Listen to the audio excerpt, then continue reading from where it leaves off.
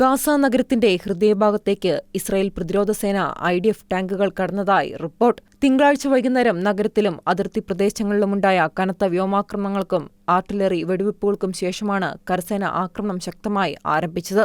കഴിഞ്ഞ 2 വർഷത്തിനിടെ വടക്കൻ ഗാസയിൽ ഇത്രയും വ്യാപകമായ യുദ്ധം നടക്കുന്നത് ഇതാദ്യമാണ്. കഴിഞ്ഞ ആഴ്ചകളിലുടനീളം ഗാസ സിറ്റിയിലെ നിരവധി ബഹുനില കെട്ടിടങ്ങൾ വരെ തകർക്കുന്ന തരത്തിൽ വ്യോമാക്രമണങ്ങൾ ശക്തിപ്പെടുത്തിയിരുന്നു. ഇതിന്റെ തുടർച്ചയായാണ് ഇപ്പോൾ IDF കരയുദ്ധത്തിലേക്ക് നീങ്ങിയിരിക്കുന്നത്. ഏകദേശം 3 ലക്ഷത്തിലധികം ആളുകൾ ഗാസ സിറ്റിയിൽ നിന്ന് തെക്കോട്ട് ഒഴിഞ്ഞുപോയിട്ടുണ്ട്.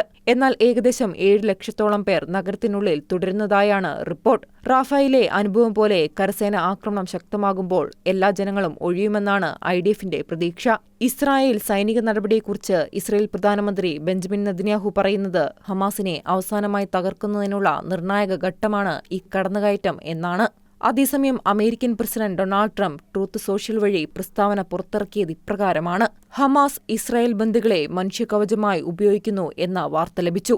ഇത് മനുഷ്യവംശത്തിനെതിരായ വലിയ പാപമാണ്. തടവുകാരെ ഉടൻ മോചിപ്പിക്കണം, അല്ലെങ്കിൽ എല്ലാ കരാറുകളും അവസാനിക്കുമെന്നാണ് ട്രംപ് ഹമാസിന് മുന്നറിയിപ്പ് നൽകിയത്.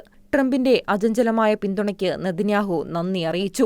അതേസമയം ബന്ദികളുടെ കുടുംബങ്ങളെ പ്രതിനിധീകരിക്കുന്ന ഫോറം കടുത്ത പ്രതിഷേധം പ്രകടിപ്പിച്ച് രംഗത്ത് വന്നിട്ടുണ്ട്.